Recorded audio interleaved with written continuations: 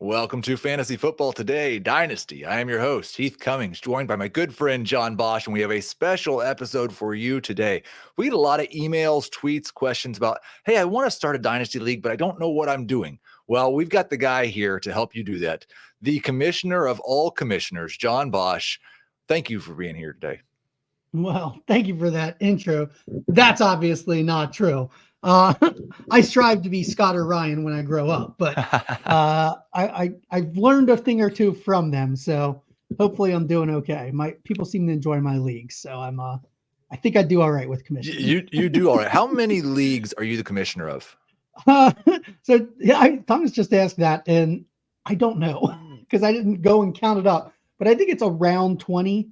Okay, that's a Somewhere lot. in there. I mean, it depends. Do you count like when I just throw in like these added best ball things? You throw in when I just get bored and I'm like, hey, let's do an auction. Who wants to do an auction for a best ball league? Right. You can't count the eliminators or Right. the SFB divisions. Like, So I think that gives you all a pretty good indication. When he's giving you dozens of leagues that he cannot count, correct. That's how many leagues that he does have as a commissioner. I do want to. I always ask people what they've got going on, and I want to ask you what's going on with Fantasy Cares right now. We got a couple of things going on right now. So obviously we are heading into the NFL playoffs. So we have the Scottfish Playoff League, the year number 9 of that. So that's always fun.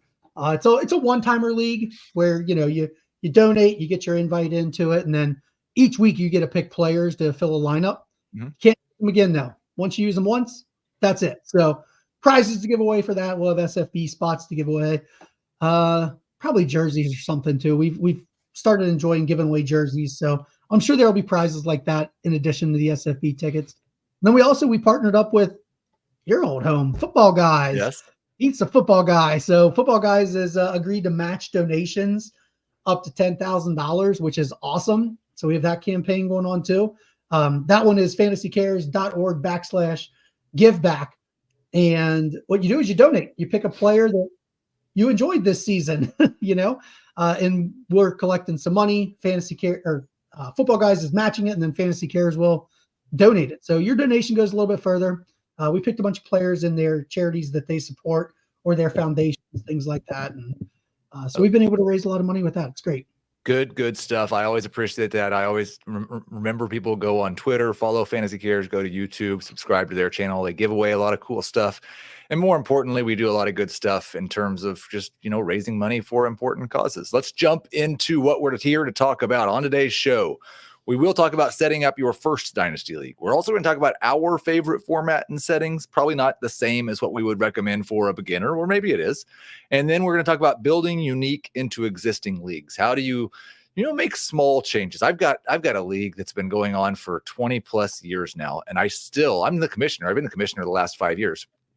Still cannot get these guys to switch over to any form of PPR. Cannot get rid of the 100-yard bonuses. But maybe we'll make incremental changes every once in a while. So we'll try to help you with that as well. First, we start with 3 questions for our guest. I don't even know if you have any of these, John, but what are your non-negotiables for a Dynasty League? I do. I have one very, very big one. The first question I ask when somebody says something about a new league, my first question is auction or draft. Okay. And if the answer is draft, I don't have to read any further into the bylaws. That's the key. I did one draft recently, Trade Addicts 10 with my friend Russ Fisher, because he's a friend. Right. And this is the last time I will ever do it. It was the first time I had done a draft startup in probably 2 or 3 years. It's the last one that I will ever do. You're going to do a lot of mocks this offseason. No, I do think, and I think there's probably a lot of people wondering why that is, because we know there's still more people doing drafts than auctions. We're going to talk a lot about drafts on this show. The reason that the difference between these two ways of it's bigger in Dynasty than it is in a redraft league, because you get to have these guys forever. So especially when you're doing your first startup draft, are you really telling me you only want 2 guys to have any chance at all at Justin Jefferson or Jamar Chase, or if it's a Superflex league at Josh Allen or Jalen Hurts or Patrick Mahomes? Like, you get the 12th pick in a Superflex dynasty league, and all of a sudden, yes, there's all these great quarterbacks in the NFL. You don't get any of them, and you never had a chance to. So you can make trades. That is why that's the preferred method for a dynasty league, if you can get it together. I understand doing an online auction in real time is really difficult. A slow one, and John's going to talk more about that. A salary cap draft, maybe that way is a little bit easier. It's the best thing if you have 12 guys that all live in the same area and are able to do it live. That's certainly the best way to do it. Question number 2, what's the biggest mistake that you see dynasty commissioners make? This is what ruins leagues. Taking anybody. Don't just put it out there and take the first 12 people that sign up when you're starting a league. Vet the managers. I can't say enough how every single problem that happens in a dynasty league comes down to that's a person issue. Yeah. It is. So, I mean, really, if you don't put time into choosing your managers, the league is going to be in trouble eventually. Maybe you get really lucky, but right. I know a lot of local leagues, and this is going to be a bonus question because I had this in as a question, and then I thought there was a more important one. A lot of local leagues are just the guys you went to high school with, or the guys you went to college with, or the guys who all their kids play on the same baseball team now. Like, these are personal friends who might be terrible fantasy managers or terrible people to be in a fantasy football league, even if they're a good person. How do you handle if you need to kick a friend out of a fantasy football league? So I've done this. I don't kick anybody out, but I am extremely open with do not feel obligated to stay in my leagues. Yeah. Don't stay in my leagues because you feel like you have to, or you're going to upset me. You're in my leagues, Heath. You see the league departure thread that I put up every year. I make it so simple for people to leave. And sometimes people don't, even though they should. There are times where I have had people say, oh, no, I'll be back. And I can tell they're hemming and hawing. I don't want them to feel like they have to be in. And a lot of times it is a friend, and they are doing that. So it's not me kicking them out. I usually just ask. I say, do you really want to be in this league anymore? Like, I do. I straight up ask. Honestly, not a bad way to end a relationship either. Well, no, I've had it happen twice, and once the guy just didn't pay for a couple of years, and this was like good friends, and so he was just out. And the other time was actually a coworker, and I'm not going to say who it was, and I don't know if anybody else knows who it was. I'd never actually had a conversation about it. I just replaced him, and he didn't ever notice or complain. So that tells you that it was time to go. Yeah. It was that both of those I probably waited too long. But the third question I did want to ask, what's like the other thing we get is a lot of people say, I don't know 12 people who want to play in a dynasty league. What's the best way for people who have never played in a dynasty league, who don't have a bunch of people who also want to play in a dynasty league, to join a dynasty league? So it is really nice when you have a redraft league, your home redraft league, and they want to transition and have a dynasty league or add a dynasty league in addition to their redraft league. Like, yes, that's ideal.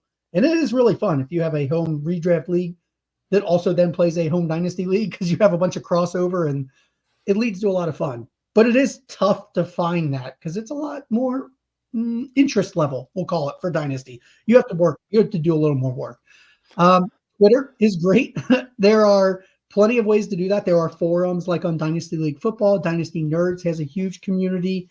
So some of the websites out there that have communities, I mean, that's where there's ways to find it. Twitter is obviously a great way. If you're looking for just, you don't want to be in charge of forming the group and you're just looking for like a public commissioning service.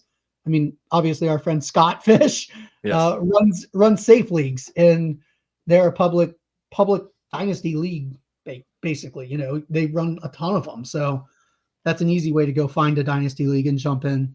And I just retweeted, and I'll put a call out for anybody who has openings, and I'll retweet a few more of these today or this week. So check out my Twitter. But I had just retweeted, I think it was Rich at Oh, where is Rich? I'm trying to find the tweet now, and maybe he deleted the tweet because I can't find it anymore. I'll retweet some people who are looking for people to join their leagues, because I know you had posted a bunch of openings. I will tell you, joining a John Bosch league, if you've not played in a dynasty league before, probably not the right place to start. I've joined 2 of his leagues. One I really enjoy, and I've been in it for, I think, 5 years now. And one I was in for 1 year. I said, nope, that's not going to be for me. I'm going to leave now. And you're right. It was not painful at all. You didn't make me feel guilty about it. There was no shame. I even tried to trade some of my old players for picks so that the person moving into the new team had some extra picks to work with. So I really tried to do the right thing by that league. But yeah, I still talk to you too, Heath. It's amazing. Like you're here right here. I'm never talking to you again. Well, that's the thing, though. When you have 30 leagues, it doesn't hurt so much when somebody leaves one of them. That's okay. Let's take a short break, and then we'll get into how we'd set up a new league for a beginner dynasty league. Okay, so we've kind of already given you the first piece of the pie in terms of player acquisition. We are going to tell you that you should start off with you can call it a salary cap format, an auction format for acquiring your players, where everyone has a certain budget. Do you have a preferred budget, John? I don't. I mean, most people go with like 1,000. It kind of depends on how you want. The budget reflects how important you want $1 players to be. I mean, that's what it comes down to. If you want the $1 players at the end of the auction to be really important, then you set your budget at 100. If you want them to be throwaway, like waiver wire level, then you set it at 1,000. Right. I think choose your own number, but that's a good way to explain how the ranges will impact that. Do you prefer, and I think this can be whether it's a draft or it's an auction start. Do you prefer to have one separate for veterans and then one for the 2024 rookies? Like if you said we're starting a league in 2024, are you having everything done in April when the draft happens, or are you doing one now and then one in April? Just depends on when the startup is. If the startup for me is before the rookie draft, then I include, rookie draft slots or rookie draft budgets if you're going to do auction or whatever you want to do. That should be part of the startup. Or you can do separate budgets completely. As long as it's all defined, it's fine. If it's after, obviously, then it's all just included. For me, it's all one big full day. I wouldn't call this a non-negotiable, but as we move into the talk about rosters and how many players you should have on your team, one of the things that's growing closer to non-negotiable for me is Superflex. I just think if you have a league that is 12 teams or fewer, especially, that quarterback position can get so devalued unless you make some real changes to the scoring system. And so I really do prefer Superflex. Are you as well? Oh, for sure. I've started one non-Superflex league in the I don't know, probably 10 years. It's the one that you're in, and we both love it. But it is a 16-team league, and it does have extremely unique quarterback settings to the point where like the quarterback still has value because bad quarterbacks are unstartable in that league. So. Well, that's a best ball league, and that's another thing. Like I don't know that a lot of beginners are going to be starting out that way, but I think one quarterback makes more sense in best ball than it does when you have to set a lineup. Also, you really like less set in stone positions, right? You're lots of flexes. So what would if you were telling somebody who's starting their own league, not necessarily your ideal, but like the best way to set up a dynasty league, where would you be on running backs, wide receivers, tight ends, and flex positions? So the way that I typically base it is 1-1-1-1. I want one quarterback, one running back, one wide receiver, one tight end required, then one super flex, and then you add the number of flexes that make the total number of starting lineup spots in the league about 120. So if it's a 12-team league, I want to be about 10 starters per team. Right. If it's an 8-team league, it's going to be a lot deeper. So you might as well start a whole lot more players and have fun. I like the top about 120 players to be starting. So you can do the math between a 12 or 10-team league. If it's a 10-team league, obviously you would want 12 starters. So it would be 1-1-1-1, a super flex, and then 7 flexes. That's a lot, but I like to target 120 starters a week. And I'm more in the range of, I still like the super flex, the 2 running backs, 3 wide receivers, a tight end, and then add a bunch of flexes. I'm good with that. I love IDP leagues. John hates Yeah. IDP leagues. I I don't would hate not them. suggest IDP leagues for beginner leagues, so we're not going to Mhm. have that discussion. I would not suggest kickers or defenses, especially in a dynasty league. I'll put one more point in favor of the best ball scoring for dynasty specifically, as opposed to redraft, is that in dynasty leagues, you can build a lineup with like 20 legitimate starters or 15 legitimate starters over the course of 5 years. And those guys are really penalized by having to choose which one of them to sit on the bench, I Mhm. feel like. So I do prefer that for the dynasty format. Let's talk a little bit about entry fees, because I know that's one of the bigger questions we get as well. I would suggest one of 2 ways, and you tell me which one you like better, or if you have an even better idea. I love the idea of just 2 years up front and then everybody pay a year after that. You, in the league I'm in that you commission, you have to pay your entry fee for a future year if you trade that future first. Is that your preferred way? That is my preferred way, and I mean that goes back to I I put people in my leagues that I trust. Right. I have trust in them, and I even opened it up last year or the year before. We adjusted to now you can trade picks 2 years out. Right. That was a recent change for me. So now you could, you know, we're about to roll into 2024. 2026 picks are going to be available to trade very soon. If you trade your first, you got to pay your fee for 2026. I think that's only fair. It should help if you need to bring in a manager if somebody does leave. The idea of, well, you get to play for free for 2 years, even though you have no draft picks and your average age of the roster is 37. Like, well, you got 2 years of free to try and fix what somebody else messed up. So, that's a pretty fair way to do it. And as long as you trust your managers to do that, it goes pretty well. When you're looking at scoring settings, I think most of this is personal preference. You can get in some trouble with, like, I don't necessarily love the yardage bonuses because it just irritates the heck out of me when somebody has 99 yards and somebody has 100 yards and a five point difference. But you could have a group of guys who think we only want to reward these monster performances, and so if that's the way you want to do it, that's fine. There's options for big play scoring. I'm not a big fan of that either. Maybe I just don't like fun. But do you have any scoring? Like, I would suggest strongly that you go half PPR, and I really like half point per first down as well. What are the scoring options that you really like? So those are very big ones, right? What you just nailed. And I will say, rule one, whenever talking settings, is Yeah, play what you like, people. right. Play what you like. Everything's right. There's nothing that's wrong. What's right for me? I actually do 3/4 point per reception. So 0.75 is my typical. And then I like to give another 0.75 if it's first down. So like a first down catch is worth 1.5 for a lot of positions. I do put tight end premiums in my leagues. I think that's Right. for suckers, but people really do like it, and it does make what happens is you remember like when people said tiger proofing golf courses, all it did Right. was make it easier for Tiger. So like when you add in these tight end premiums, the good tight ends that you're already playing get better and better. The bad tight ends you're still not starting, but it is a fun little way to give some actual extra value to a position that for a while has been a little bit lacking. Let's call it. Does look like it's getting better. Does look like it's getting better, but Well, except for the top, it might be getting worse because we don't have. I'm not sure we have Travis Kelce anymore. that's right. We have Kyle Pitts now again.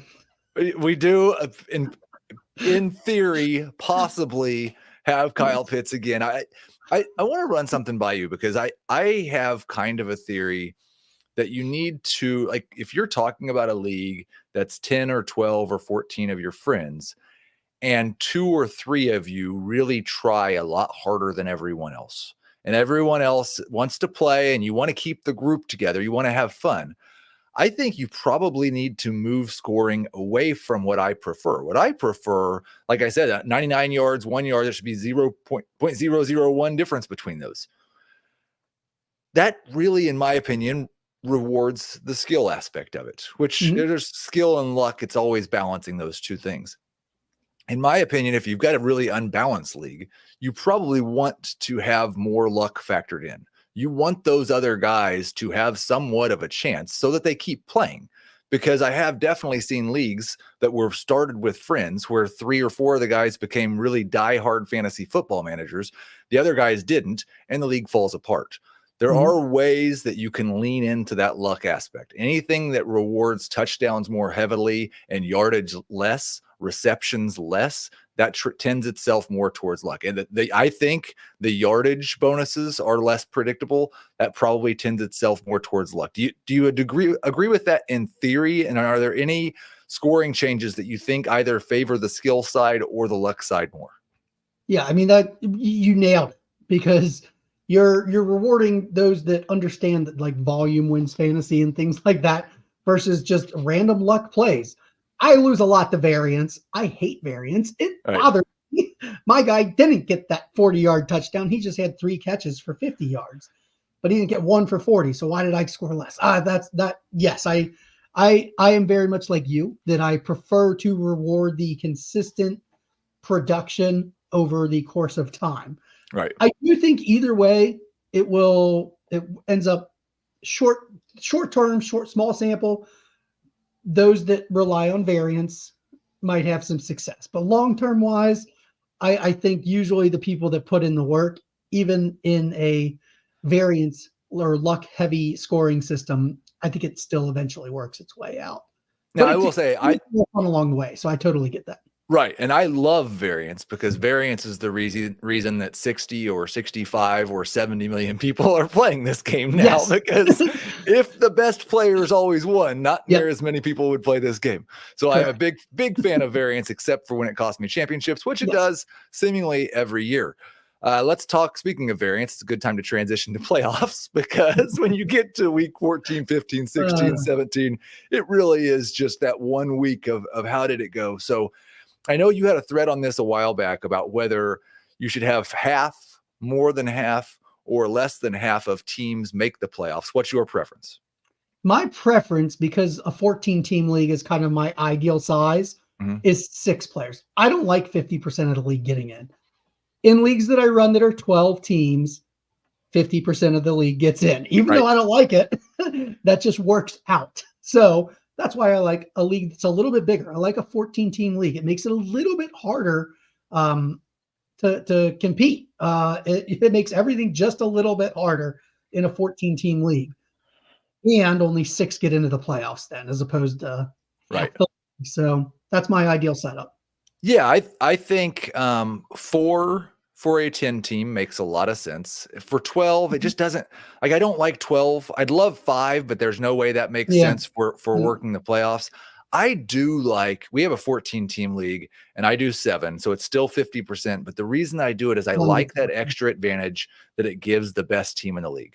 I do think with as much variance as happens in the playoffs, and we'll talk about how we distribute winnings, and again, that's a personal preference thing, but I really like the make the semifinals, get your money back as a part of the scoring system. Some people like winner take all. I don't like that much at all. But if you go with the 7 teams, then the only team after the regular season that's guaranteed to get their money back is the team that won the regular season. I get in trouble for saying this, but it is more difficult to win the regular season than it is to win in the playoffs. It is. I like to give regular season prizes and playoff prizes. I like that. Do you like weekly high point awards, or just a prize for winning the finishing as the 1 seed? So it depends on what the buy-in level is. If there's enough money there, I love a weekly award. It's a little bit more commission work, so I'm not a super big fan of it from that standpoint, but it can be fun. And especially in the Dynasty League, it gives everybody something to play for. Now, granted, if your buy-in is like, let's just throw a number of like $100 out there and you're only winning $5, people aren't going to end up caring. Right. But if you make that weekly prize like a quarter of the buy-in, 25% of the buy-in, that's kind of worth going for still. Like, no, a couple of weeks and you're in good shape.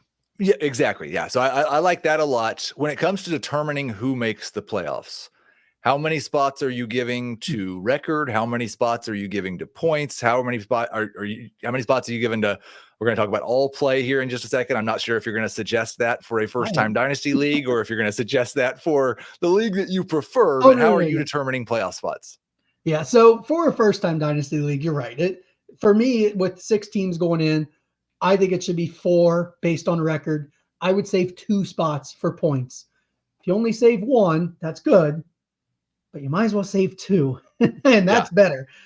My goal is always to get the top 6 teams, the best 6 teams over the span of the entire regular season into the playoffs. Somebody's always going to have an argument. Well, I won all my games. Well, like that's the worst argument you can make to me. So for my leagues, I typically do the 1 seed is the best record. The 2 seed is the highest points, not in. And then I go back to record for 3 seed. Then I go back to points for the 4 seed. Then I go back to record for 5 seed. And you mentioned it. And what I give my 6 seed for is all play win percentage, not in. Because that person, they may have just had just absolute terrible schedule, luck, variance, whatever you want to call it.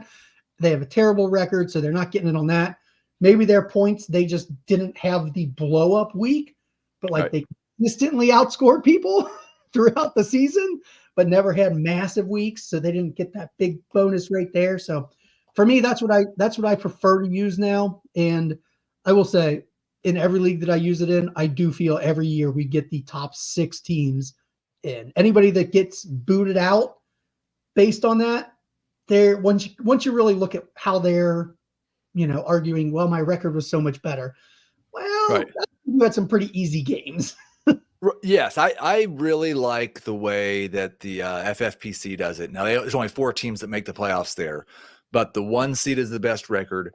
The 2 seed is the most points. The 3 seed is the next best record. The 4 seed is the next most points. And just go that way. 1, 2, 3, 4, just alternate either way. Now, I have a hard time. I don't know why, but I get a lot of pushback on anything more than let's give the 6th seed to the top scoring team that isn't in. Like that's okay. Or let's guarantee that the top scoring team gets in. Anything more than that, people really want to emphasize, well, it's a head-to-head game. And it is a head-to-head game. If you want to do it that way, that's fine. But I think the way John said is a good way to make sure you get the best 6 teams in. I think alternating for record points. The one thing I don't like, especially if you have a bigger league where 8 teams make the playoffs, or in a situation where 4 teams make the playoffs and the winner doesn't get a bye, don't give that 4 seed to the top points team, because you're not rewarding the champion of the league. You're punishing him by making him play the team that scored the most points.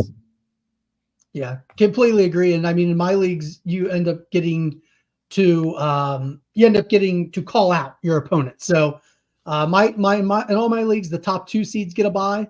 The 3 seed in the first week of the playoffs gets to choose their opponent from the 4, 5, and 6 seed.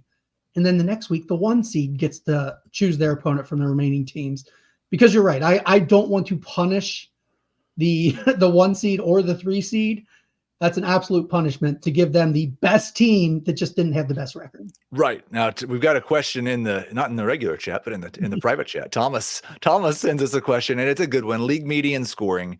And so this, I believe you call it victory points, or you don't call it, but that's the victory points is another way to look at it. But where you have 1 game against your opponent, and then 1 game where if you finish in the top 6 of the league, or I've heard it both ways. If you finish in the top 6 in the league, or basically if you beat the league median scoring, which I guess is the same thing. Is that the preferred way of doing standings for your leagues? I am more and more liking this. Anything that reduces luck or variance for me, I like it. Some people don't like that because then they feel like they have to win 2 games a week. Well, no, you just have to score in the top 6, and you probably win your game, and you're going to win that league median scoring. For mine, you can set up victory points actually in a few ways. You could set it to be the top half, or you can set it to be the top third, and then the middle third, and then the bottom third. So I have some leagues where we set it like that, and you get like 2 points if you're in the top third, 1 point if you're in that middle section, 0 points if you're in the bottom chunk. So it's just another way to reduce that variance. And yes, it is a head-to-head game. We all love to have that win. You still get that feeling of having that win. It is dulled when you then lose because you just happen to play a bad team. Well, guess what? You shouldn't really be celebrating that you just beat a bad team. But when you win 2 games in a week, you're a high scorer and you beat the team that's also a high scorer. that feels outstanding. So Right. it feels great to when you pick up 2 wins in a week. Like Again, another one of those things where I think it depends on how much you're trying to make this game about we need to make sure the best team wins, and how much you're trying to make this game about we want to build a fantasy league that holds our friends together and half of them don't pay near as much as attention as the rest of us.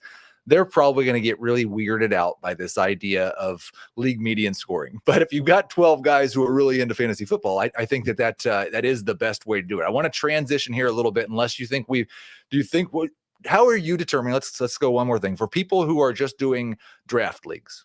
Mhm. And so the following year, their rookie only draft. We need to let's talk about that, because if it's an auction format, it's pretty easy. Well, we'll talk about that too. How are you determining who gets the top seed or who gets the top pick in a rookie only draft, and draft order for that matter? So this is something you can literally do like an entire show on just this Yeah. one setting. And there have been people that have done entire show debates on just this one setting. It's the same in the auction league actually, because you still get a draft pick, and then it's just on you get a different budget slotted based on where your draft pick is. Right. Essentially. So for me, I do potential points for non-playoff teams. I totally understand that potential points, then maybe it reduces that person's ability to rebuild appropriately. I have large taxi squads. So if you want to hide rookie points and develop your squad and not be punished with your potential points, that's fine. I had Zay Flowers in my taxi squad all year this year in your league. Yeah. Didn't score a point for me. Like, he doesn't score a point, so you're not punished for developing your roster over a 2-year period. I actually kind of like taxi squads being a 2-year going forward. I wish I would have started out that way, but I only started it as a rookie when I started leagues. I would like to transition all my leagues to be a 2-year taxi squad, so a guy can stay there for 2 years. And I understand that then people say, well, you're not starting your best lineup every week. Well, sometimes that's a bad thing in Dynasty. Like, when you're trying to build an actual, like, I want to compete to win multiple championships, you do have to develop a full roster, and that gets tough to do in a league that uses potential points. So I totally get the drawbacks. For me, it just put them on taxi. Then you can hide those points. I don't mind. Were the Broncos starting their best lineup the last 2 weeks this season? Were the Raiders starting their best lineup the last 2 weeks last season? No, it's kind of part of the game. The Jets haven't started their best lineup in like years. Oh, sorry, Jets fans. I like it. Even though you have Jets colors on today, I do want to ask, because that gets into the next thing that people ask about, and that is tanking. Yeah. I made the mistake of making my tanking rule that you have to at least start guys who are active. You can't start a bunch of guys who are injured. You can't start a bunch of guys who are on IR or whatever, not playing. But then that's just a major headache for the commissioner. I think if I started a new league today, I would just say that tanking is legal. It makes sense for teams to try not to win. The only way you're going to get in trouble for it is if it looks like you're selectively doing it against your friend to help them get in the playoffs. So tanking is another thing you could do an entire show. Yes. A lot of these settings in Dynasty, you can have entire arguments and discussion. We'll call it discussions. I started out my leagues the same way you had started out yours, because you want to protect this starting lineup. You want that competition. You are dead right. The only person that hurts is the commissioner then, who has to not only worry about their own lineup, they have to worry about everybody else's lineup too. And that's just not fun. So for me, I have now just said, go ahead, tank away. I don't care. Start whoever you want. Because my leagues don't reward just the head-to-head record, then it doesn't matter who you play, when you play them, if you win or lose. If you want to completely remove, well, I played this team when they were being really good, when they played really well, and then somebody played them and they were lost. One, you should have just beat them and taken care of your own business. That's kind of my initial impression. But then you just use all play every single week, and everybody play everybody every week. And then you completely remove that. But nobody wants to do that because that's not fun. And I get that. So to me, I've removed it. It is it is a challenge. You have to have experienced players that understand that somebody playing nobody in a week does not actually change the league as long as everybody's on that same page and aware that it's allowed. There are some people who are very against that. And if your league is totally against it and everybody wants to monitor everybody's lineups, that's fine. I have some things where in auctions, I do have I have everybody police it because I'm not going to be the one policing it. And if you see an illegal bid or an illegal nomination or something like that, like just tell me. Like you all watch, you rat them out. I'll enforce the punishment. You rat them out. I'm not going to do the policing. Yeah, I think that's another question that just go into another topic that could take an entire show. You said the P word, punishment. Yeah. Like we all have.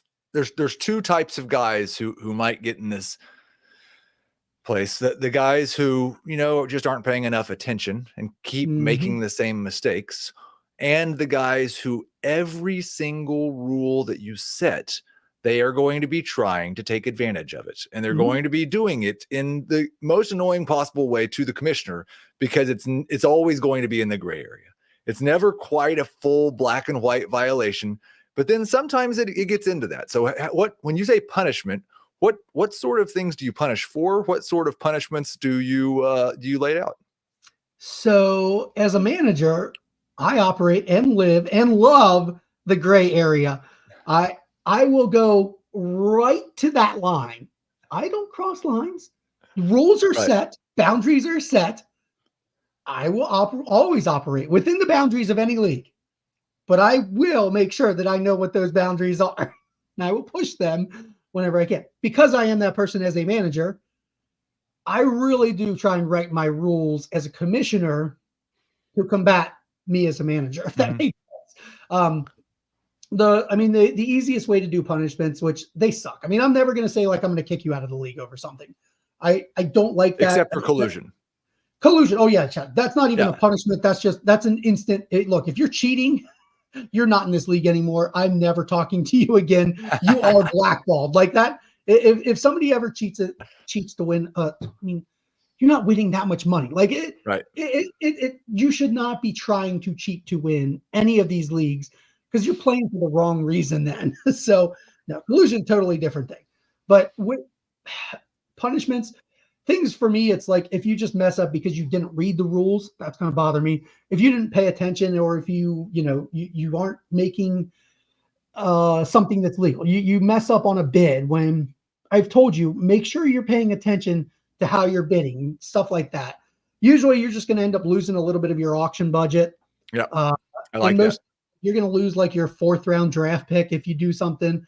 Some people may, say pay by the deadline, or if you don't pay by the deadline, you're going to lose your 4th round pick. If you don't pay by the next deadline, you're going to lose your 3rd round pick. A way to entice people to pay quickly, things like that. I'm not a huge fan of it because I don't like to punish people. That's not what I'm here for. Like, I don't want to have to do that part.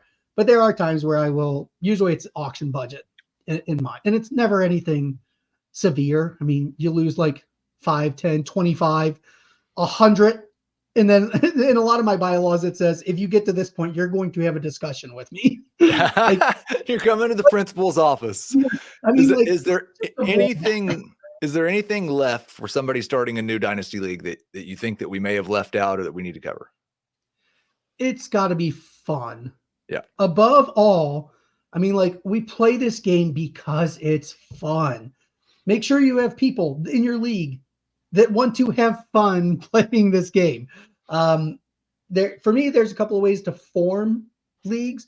I either have an idea that I can't get out of my head that I want to try. And so then I will write all the rules, and then I will put that out, and I'll have people say they want to join, and I'll select people out of that.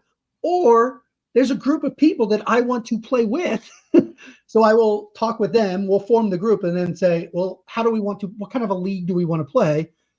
Then we have a discussion there. But either way, like for me, a dynasty league, you kind of have to have something that gives you the hook, that keeps you in it. If that's just the group, that's enough.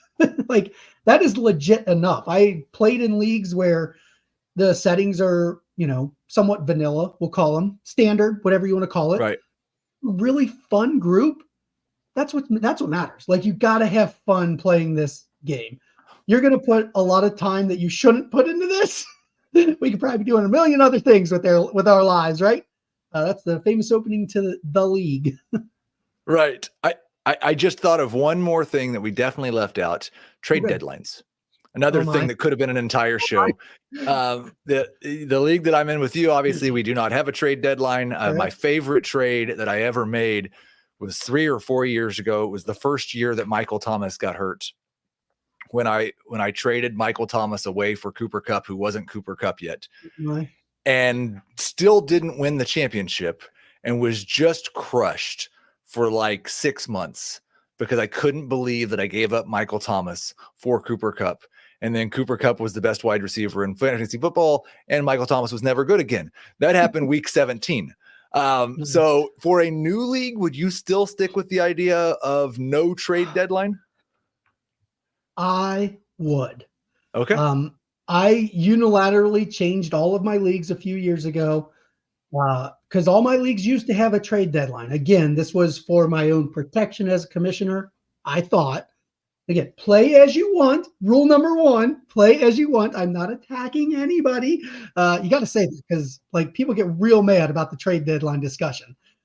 I am not in favor of the trade deadline. I don't want to ever tell another manager in my league how they should run their team. I don't want to inhibit them from having the option to run their team how they see fit. If you want to make a trade to try and win the championship in week 17, that's good. Go for it. Try to win. The person that's getting something from you, it's probably good for them. It actually helps parity. A lot of times when I see people that argue against it or argue for a trade deadline so adamantly, basically it comes down to, well, I don't want to have to try and keep up in the playoffs in an arms race. Right. Okay, why not? Because you want to have something for your future, but you think somebody else might not. Like, sorry, right. I'm not going to put a rule in just to give you that protection. If you don't want to do it, you don't have to make trades. But I'm not going to tell somebody else they can't. That's what it's coming down to for me. I agree with you on trades. The people are asking for a new topic in the comments, and I don't think we entirely agree on this one. At least our league's not set up the way that I prefer it. The next question is waivers. I think we both agree on using fab. I like $1,000 fab budget for the season. You can make that a part of, if you're doing an auction league, you could also make that a part of a full salary cap, like however you want to do that. I think we both agree on fab. I prefer to have in season fab runs once a week, and then it's open free agency after that. Yeah, I agree with that. That's actually what I do like, except for the league that we're in together. It's a bankroll league. Right. So it's a little different because in that league, your blind bid becomes your auction dollars, and then your auction dollars become your blind bid. So it carries and it builds. Right. So in that style of a league, I do prefer, you're never getting somebody for free. We do have $0 bids. Bid zero, but you're never just go and pick somebody up off the waiver wire for free. You're always going to have to pay something or at least put in some effort. But I do try and run, I do in those style leagues, of which I have a lot because they're one of my favorite styles. I do have it run like every day, and then on Sundays it runs twice a day. On Mondays it runs twice. Like, so even if you forget, oh crud, this guy's out, now I need to go find another replacement. Right. You should have another run if you're gonna have it set that way, of having it only be acquired by that waiver wire run and never first come first serve. You got to have them run a lot so that people all have a chance to pick somebody up. Yeah, I like running it overnight on Wednesday night, Thursday morning, and then starting Thursday at whenever it runs. It's just for first come, first serve for the rest of the week, except for the guys who were dropped. And I think the guys who were dropped need to go back on a waivers run probably Saturday morning is the way that works. So we do mostly agree on that. Yeah. So I think that's enough. Let's take a short break. No, go ahead. You had one more thing there. No. I'm saying the only reason that I had any difference is because of that bankroll aspect. Right. Let's take a short break, and we'll get into the weeds just a little bit more on some of the maybe the things we wouldn't suggest for a first-time league, but our favorite things about some of our dynasty leagues. Okay, John, I'm gonna go first because I know yours is going to be a lot crazier than mine. Okay. I just want you to talk about either your favorite dynasty league right now or your favorite couple of settings for a dynasty league. Okay. What I've come to really enjoy is a league that used to be called a keeper. It was more of a keeper league, and now it's just turned into a salary cap dynasty league where there's at the beginning of the year, there's a $200 salary cap. And then in season, that expands to a $300 salary cap. Now, there's still $100 in fab that's kind of separate for that. But if you spend that fab on a player and you get him, then he's on your roster and that gets added up to the salary cap. So that's why it goes 200 to 300. There is still the weird thing about that. There's still a rookie draft, but the players are assigned a salary cap before the rookie draft. So the $50 number one pick in every league might not go number one in this league because he might only be $1 according to somebody else might only be $1. So that how much a player costs really factors into what their overall value is, especially because values are frozen for the first year. And then after that, they go up by $5 every year. So you can't necessarily keep someone forever. You might see a deal where a $45 Travis Kelce gets traded for a $1 Sam Laporta, and everybody thinks the Kelce guy got ripped off. That traded a $1 Puka Nacua for a $25 Travis Kelce this year. Yeah, that type of thing happens. I was so pleased with myself. I had Tank Dell on drafted him in almost every rookie draft. And after week 2, I thought, I should diversify a little bit. Or week 3 or week 4, after he really took off and I traded him for a couple of old wide receivers and I lost in the semifinals and I don't have Tank Dell anymore for the next 10 years. So that hurts. But I really love that salary cap aspect of just keeping a true salary cap throughout the season. So my favorite format of Dynasty is not Dynasty at all. It's actually my initial league is a salary cap league, or my home league, I should say, not my initial league, but my home league that I refer to as kind of my original league at this point because it's my longest standing one. When we started it, we wanted a salary cap, and it is a salary cap league. So it's a kind of a form of Dynasty. We can sign up to 4-year deals and stuff like that. So that is a setting that I'm right there with you. That is still to this day my favorite style of fantasy football. When you commit a certain amount of money for a certain amount of time to a player. And like I just said, I traded a $1 Puka Nacua. I had a 4-year deal at $1 Heath, and I traded it for $25 Travis Kelce this year because I needed to have that tight end. So Evan Ingram just sat on my bench during my championship game. And I lost. When I was saying salary cap league, that's the difference. We don't have contracts. You acquire a player, you can keep them for as their salary keeps going up, but you can keep them for as long as you want. I did think about one thing about that league that we didn't cover in the beginner section. When you're talking about veteran free agents and acquiring them in the offseason, do you do that as a part of the rookie draft in any of your leagues or rookie auction in any of your leagues, or do you always like to keep those two acquisition methods separate? I have leagues that do it both ways. Some leagues that do it one way, some that do it other ways. It just depends on how the league is defined. Always, that is a key for any dynasty league, is clear-cut bylaws. Something should be written out. It shouldn't be, well, this is how we did it a couple years ago. It should be, this is how we do it because the rules say that. I have some leagues where the veterans are included in the rookie draft. I have other leagues where you do just a rookie auction. And then right before the NFL season kicks off, you do a free agent auction, which is fun because then you get to add another auction in. Who doesn't do more? Who's not an addict for an auction, right? So, that is what we do in that Auction Addicts League. We have a rookie one. And then right before the NFL season kicks off, we have a free agency one. There's going to be a couple of rookies that may have slipped through the cracks. They're going to be available. There's going to be some veteran free agents that you weren't expecting the year before. that now they're going to be maybe important enough to put on a roster. So I don't run off-season waivers because of that. I am not a fan of having to pay attention and run to the waiver wire over the summer. I get that a lot of people do. And again, if you love it, enjoy it. That's great. For me, I'd rather just have all of that build up.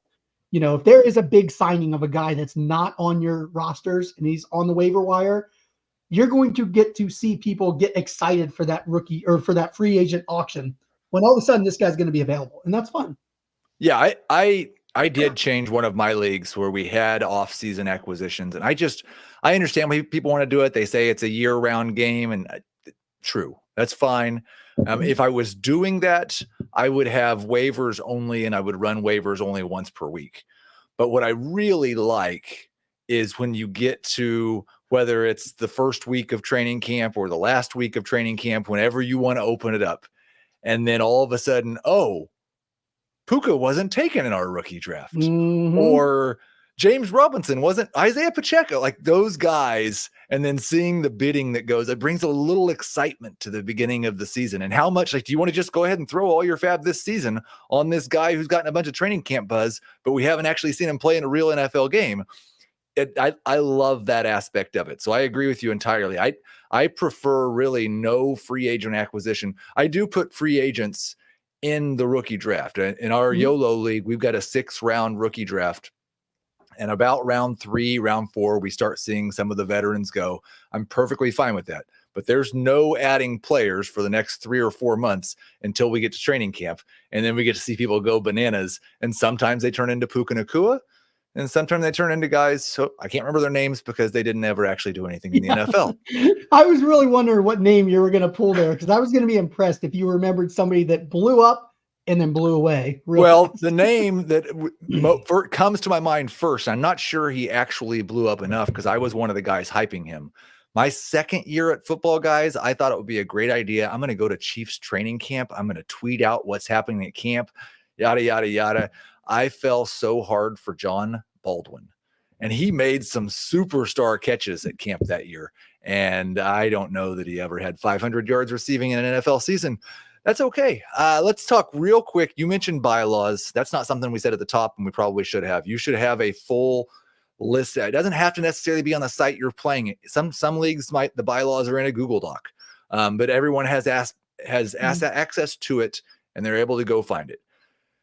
Sometimes, though, and this may have happened to you since you like to have 17 million different kinds of rules from everybody else, you came up with this great idea. You wrote it all down. You found 12 people. You get through year 1, and you're like, oh, that's why nobody's done that before. It sucks. So how do you change rules in the offseason? So in my leagues, anytime I see, we'll call it an opportunity. We'll go corporate speak. There's an opportunity here. When I mess up, let's be honest, when I messed up something in the rules, I usually bring it up in the chat. I'm pretty open and honest with all my managers. I'm not trying to hide anything. Like, look, there's times where I messed something up, or I thought I wrote this rule, it was meant to go this way. Everybody kind of thought that's how it was going to go. It's not how it went. So we as a league kind of aren't really operating the way it says. I bring it up in the chat. We have a discussion about it. I don't always put things to a vote. Like I said, when I abolished the trade deadlines in my leagues, I did that unilaterally. I did not put that to a vote because I didn't want to have a vote where half the people said, let's keep it. Half the people said, let's get rid of it. These are my leagues. Like, I wanted to just change it. So I just did.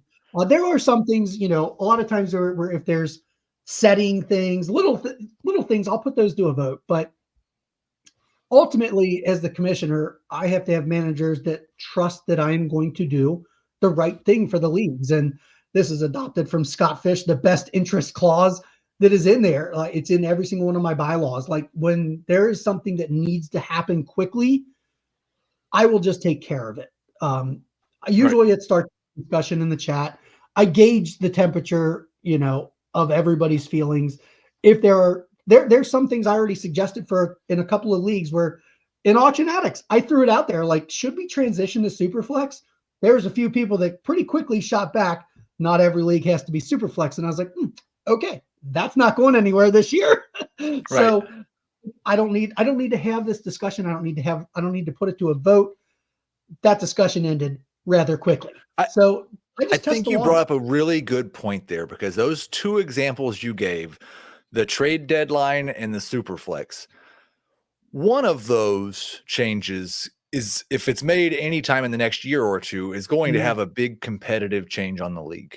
Yeah. In terms of certain teams already have 4 good quarterbacks. Some teams, I don't know, mine might have 0. So like, that's a huge thing that needs to have probably the approval of everyone in the league before you change something like that. Some things I think it's fine. I'm the commissioner. I don't really care. I don't really see why it matters that much. Let's have a vote. If more than half the league wants to do it, I'm fine doing it. And some things the commissioner just sees, no, that's wrong. That's not what we intended. I'm going to change it. If you don't like it, you can leave. Is that a fair enough way to describe like the barometer for how you make changes in your leagues? Yeah. And I mean, ultimately, like I know that people are playing in my leagues because they want to have fun in them. Right. And that's really, if there's something that is impeding fun, that's a rule that I'm going to fix real fast. So yeah, I mean, that is, you have to have that confidence. You have to have that trust as the commissioner, both in your managers, and your managers have to have that. It's a relationship. I mean, it's something. People are in my leagues because I think I do a decent job at commissioning, and I feel like the managers of my leagues trust me. It doesn't always go that way. There are definitely some people that kind of I don't know, use of power or whatever you want to call it. It rubs them the wrong way, and like, they want their voice to be heard. They're mad about everything. They leave the league. Probably don't want them in your league anyway. That's the key. Usually, if they're that kind of a person that's just going to get mad about everything, I have never been unhappy to see them go. And usually we bring in somebody else that's a lot more in the flow of the leagues. So again, manager selection. Couple of just rapid fire here. I want to make sure we didn't leave anything out. So we've got 10. I think we'd settled on earlier that we like that 10 starting spots for a 12-team league. How many roster spots? First time league, how many active roster spots if you have 10 starters? So I typically do like 2.5x of 25. The starting lineup. Yeah. So it would be 25. And how many taxi squad? So the more the merrier for the taxi squad for me. And when I first started writing leagues, it was usually 10, 25, and then it was 5. Like 5. 10 starting lineup, 25 was 5. So perfect. How many IR spots? Make it 20. Make taxi 20. Make IR unlimited. Unlimited IR. Never make a person cut a player because they got hurt. Must be on IR or PUP. Yes. To be on IR. IR or PUP for me. Yep. IR or PUP. Not just out. They can't just be missing a week. You've got, And then a very important question, because this is basically, I'm not sure if the chat's heard anything we've said. All they've done is debate whether DJ Moore is elite for the last hour. And so I have to ask John, because I want to satisfy the chat, that we are men of the people. Is DJ Moore elite? I am still a DJ Moore fan. He's my highest paid receiver on several of my salary cap teams. So, yeah. The correct answer is that DJ Moore is 100% elite if he's on my team and you're trying to trade for him, and he's not quite elite if he's on your team and I would like to trade for him. That is going to do it for Fantasy Football Today Dynasty. John, it is always a pleasure to talk to you. Thank you for coming on here. I hope this really helps some of you out in forming your new dynasty league. Again, I'm going to be tweeting some stuff out in terms of people that are looking for people to join their dynasty leagues, if you want to do it that way. If you have more questions, please jump in the YouTube chat next time. Ask those questions. We'll try to get them to them. Send us an email, send me a tweet. We want to help you guys enjoy this game as much as we do. Thank you again for being here, John. We will talk to you guys next Tuesday.